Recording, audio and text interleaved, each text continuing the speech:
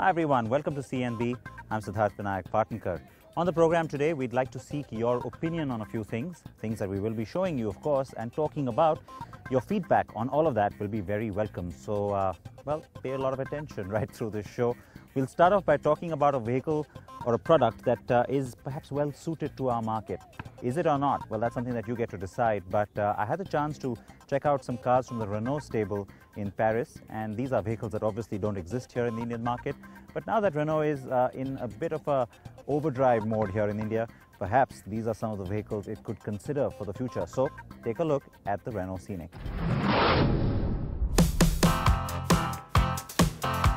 The French car maker may be finally breaking into the big time in India, even though it's off the back of one model, but in Europe it is a substantial range on offer. And we could pick and choose the ones that we wanted to drive at a suburb outside of Paris. So it's a bunch of Renault cars here that are on display, but we of course do get to drive them. Now, none of these cars are destined for the Indian market. I think the idea is just to sort of introduce us to the entire range from Renault. So you can see different segments of cars here. Some of them do look a little bit interesting, but I'm going to start with something that's very popular here in terms of the segment that a lot of the French buyers are pretty keen on. That's the MPV space. And it's a segment that we're finally getting into in a big way in India too. The MPV is multi-purpose by name, but it is in fact a people mover. Perfect for the soccer mom or the joint family, or even when your in-laws come visiting. The MPV is versatile and compact enough to offer good drivability and handling too. It's exemplified in India by the Maruti Suzuki Ertiga. In Europe, the popularity of MPVs has long been established, and it is the Scenic that helped create that niche. The cars that you see here are the Scenic and the Grand Scenic. There are subtle differences styling-wise that tell the two apart, as you can see. Of course, the big difference is that the Grand Scenic, as the name suggests, is bigger and it accommodates 7 people while the Scenic seats 5. We chose the Grand Scenic because that's more relevant to us, and we set off into the cool countryside. The Scenic, like almost all Renaults, has the option of petrol and diesel engines. We have the hardy 1.5 DCI K9K motor that we all know very well now from cars like the Pulse, Scala, Fluence and Duster. This one is in its 110 bhp version. The car handles well and it is surprisingly lithe and composed. The acceleration is smooth and the engine's noisy character is well masked inside the cabin. The Scenic's equipment levels are also decent. The seats are comfy, and even though the rear 2 rows are not generous with space, they seem adequate.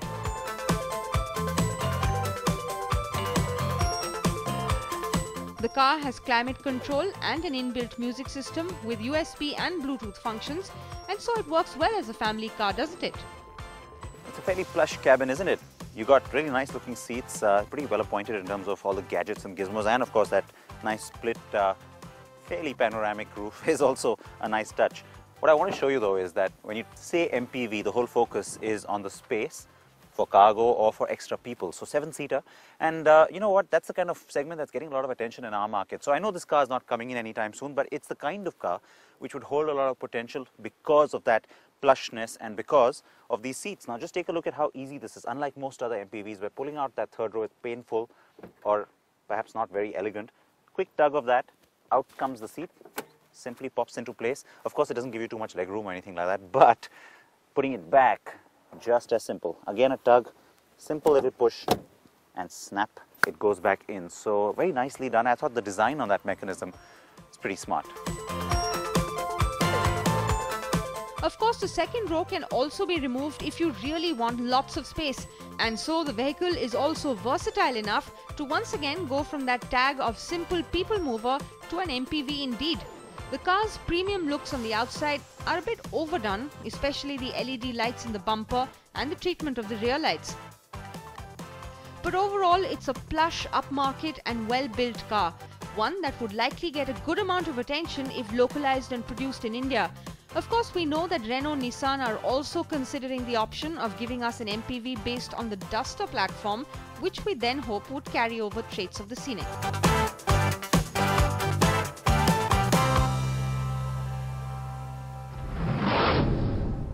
So given the success of vehicles like the Xylo, Innova, Ertiga in our market, is there space for something a little bit more upmarket like this car that you've just seen, the Scenic?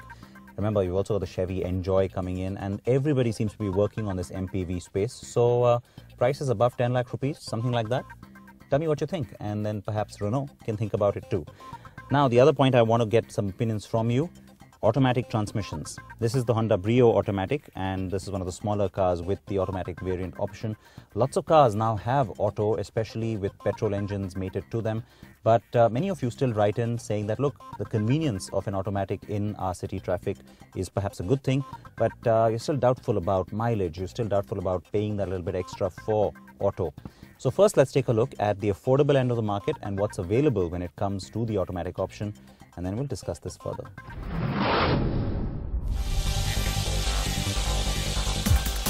The Indian car buyer is getting more and more demanding, and given our traffic conditions, there is a growing need for automatic cars. The demand also comes from some older buyers and even the growing number of female buyers. So at the bottom end, you've got the Maruti Suzuki A-Star, Hyundai i10 and Honda Brio that offer automatic. The Brio is the newest of the lot and sports the most sophisticated gearbox of the lot as well. Hyundai also offers automatic on its i20 hatch. Honda is yet to tell us whether the upcoming Amaze will have an auto option, but in the subcompact space there is an automatic available on the Swift Desire. The car is fun to drive while not sporty, and the gear is sufficient. The compact sedan space though offers plenty of options. The Maruti Suzuki SX4 is adequate but clunky and not too refined. Also a bit sluggish is the gearbox on the Hyundai Verna, though the Verna is the only one offering automatic mated to a diesel engine option as well. Also uninspiring yet adequate is the automatic gearbox that you can get on the two cousins, the Volkswagen Vento and the Skoda Rapid. Sadly, there are no plans to bring a superior DSG box to this range. Things start looking up with the Honda City, which has been a popular automatic for some time now, but they really heat up with the dual clutch gearbox on the Ford Fiesta. Racy, fun and yet fuel efficient. In fact, fuel efficiency is the card being played on the Renault Scala CVT that just drove in. Renault says the mileage on the auto is higher than the manual. The next segment sees pretty much every car offering automatic. The Cruise is the diesel-only auto, which after a recent upgrade is quite sporty. The Honda Civic has bowed out of the market, while Renault offers the CVT on its petrol fluence. The Toyota Corolla Altis also has a petrol auto option, which too was recently upgraded. The Skoda Lara with its DSG is very capable, but on the last legs of its generation model cycle. A new car is expected by the year end. Its cousin, the Jetta, though, is also equally capable. With the diesel common rail engine and the DSG gearbox, this is the pick of the litter. Once again, it's only Hyundai that offers the most options with automatic on the petrol and diesel Elantras. As you go higher up the price ladder, automatic variants are more and more easily available and better studded with higher technology levels. This is also true of SUVs like the Toyota Fortuner.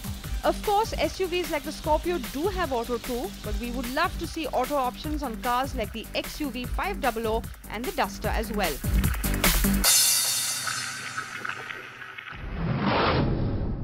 The Brio is my pick when it comes to the entry-level automatics, but you've got lots of options beyond that. The new Renault Scala offers higher mileage than the manual, and then you've got a dual clutch gearbox on the Ford Fiesta that's pretty fun to drive.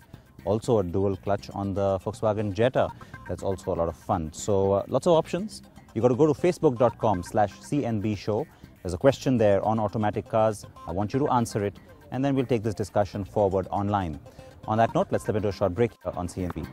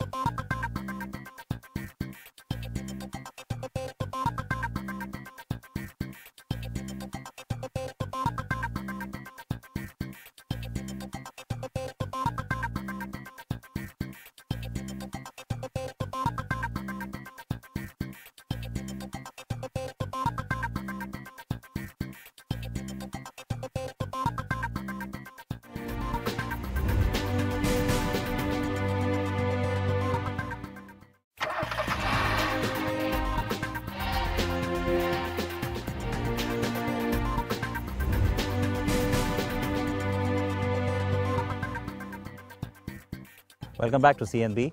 Let's show you some more from the Renault stable now. And even though you do have a new generation of the Clio that's out in the European market, there are still a few variants that are expected on that. We had the chance to drive the old Clio RS just to get a sense of what it means to have a nice powerful hot hatch.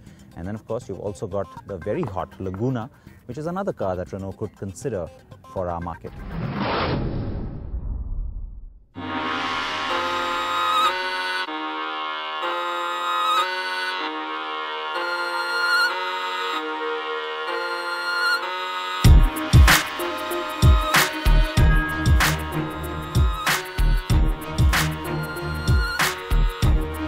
The Laguna is a popular model from Renault. Launched first in 1990, it is now in its third generation since 2008 and it was facelifted in 2010. It's available in 3 body styles. There's the 5-door liftback or Octavia-like hatch, the station wagon and the 3-door coupe. The car with us today is the GT version of the 5-door. The GT 4 Control is the range-topping Laguna and it aims to offer drivers a mix of practical sedan with a sporty, exhilarating cruiser. The car looks sharp and frankly very different to anything else in this space. It is eye-catching and edgy, especially at the rear with the tail light sitting up high. The GT has some additional sporty elements which make it look a little edgier, especially the cool alloys on this car. And yes, we have to say the color adds to the sporty appeal. On the whole, we like it for its differentness. The interiors are also designed to reflect the same sportier appeal. The dark trim and metal inserts do look cool. The drilled pedals and flat bottom steering wheel only add to that, though a racier seat trim could have done wonders here. And now, the drive.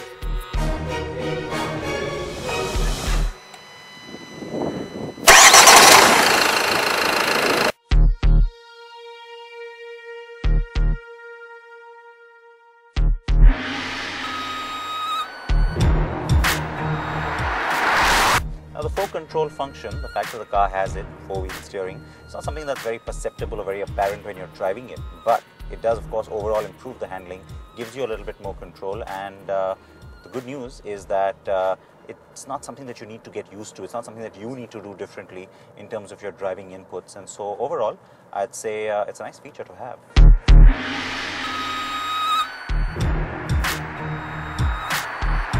The way that 4 Control works is that up to speeds of 60 km per hour, the car's rear wheels turn in the opposite direction to the front wheels.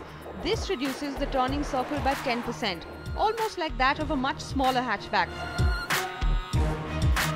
Above 60 km an hour, the rear wheels turn in the same direction as the front ones, which improves stability and increases grip by counteracting the centrifugal forces that act on the rear of the car during high-speed cornering. While this is great from a safety and comfort point of view, it sort of takes away from the car's promise of being very sporty and fun. The 4 Control system actually keeps the car in line at all times, meaning you can't really throw it around much. It is a very comfortable ride though, almost enviable amongst other sedans. This car has the 2-litre DCI unit, which is ample to provide the car the necessary power and torque you'd want. If only you could play around with that though. The Laguna in its current generation is unlikely to come to India, but we do like its sporty appeal, its very different good looks, the innovative and improved 4 Control that's making a reappearance after the Nissans and Hondas of the 1980s, and even its liftback hatch door. What we would like to see is Renault thinking of India when it goes into the final steps of the next generation cycle. After all, development of the 4th Gen Laguna would no doubt have begun a while back.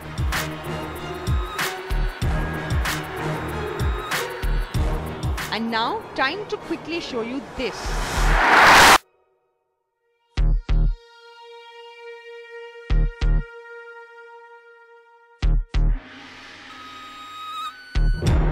The Clio is one of Renault's best-selling models and the RS is its range topper.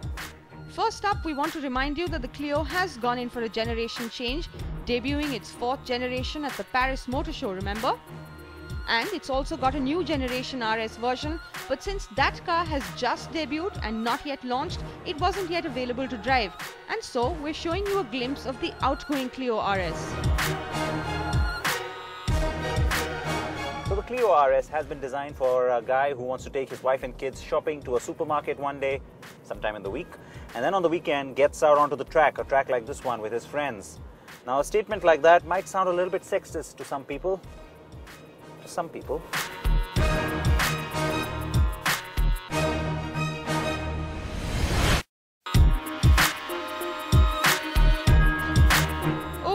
Okay, so we'll be politically correct. Maybe there are some girls who also want to have fun with a car like this. The hot hatch phenomenon is hardly new to Europe, but in India we're still grappling with whether the market is even ready for such cars. Sample the figures and you can see that the car is a little fire starter, qualifying for the term hot hatch.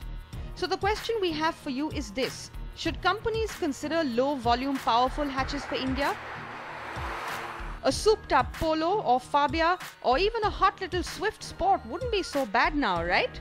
Well, we have hope in the fact that Fiat has promised us the Abarth brand this year, which means a hotter Punto may well be around the corner. We live in hope, but for now take a look at the mad handling and crazy fun appeal of the still hot little Clio.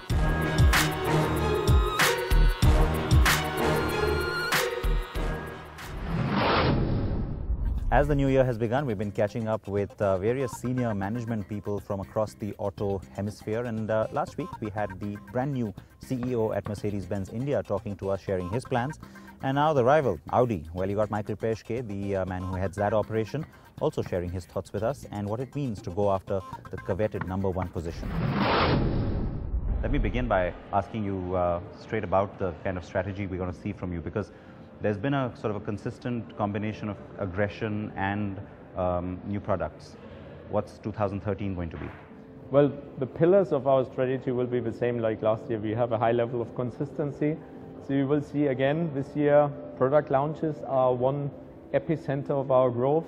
We started the year on 10th of January already with the launch of the Q5, the new Q5. I think we have spent some time with the car, but as you told me, not enough yet. But definitely Q5 is been a winner all through. We look at the S6 coming probably in around April, May. We still have not decided, but there's a strong following on the new RS5.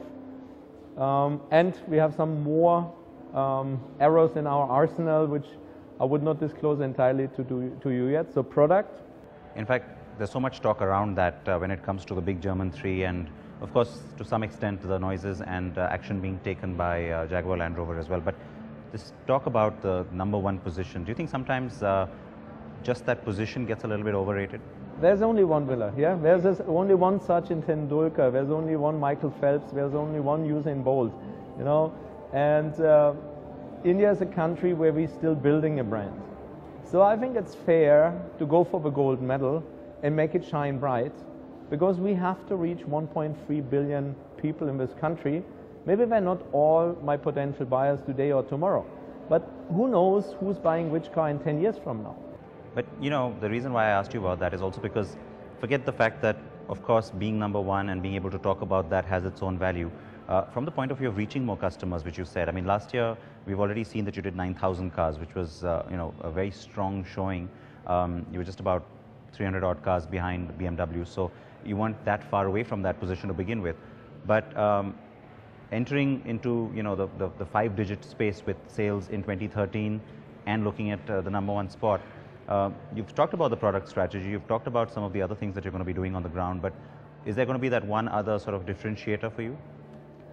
Well, because surely we'll see new products and customer strategies from the others as well. So yeah, what's going to be that? I strongly believe there's not one single silver bullet to conquer India and become the #1, especially on a sustainable basis. I think it's a piece, a puzzle piece, and for me it takes at least 15, 20, 25 different pieces of that puzzle to make it a consistent, sustainable image. And we build on each building block. You know our products very well. And I call all my dealer partners, and you know some of them, they are my local heroes. So you need to find each local hero for each city. So is that a simple strategy? No. And at the end of the day, it's also the culture you put together. It's the glue to make sure that all these pieces stick together as one solid picture. So I think that this hit and runaway success in India is not possible. That's pretty much a wrap here on the program. Next week we have a nice fast surprise for you, so something to look forward to on the show. Please don't use your cell phones when you're driving. Please wear your helmets if you're on a two-wheeler, and please wear your seatbelts if you are inside a passenger vehicle. On that note, goodbye.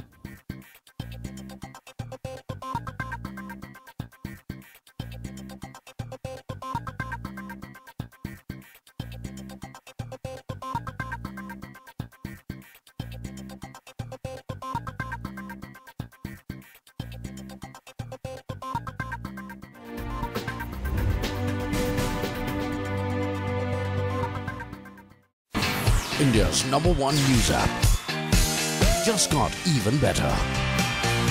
Download NDTV's new app. Fully optimized for Retina display. Full screen view. Faster response time. And Sudoku. NDTV's new iPad app. Download now.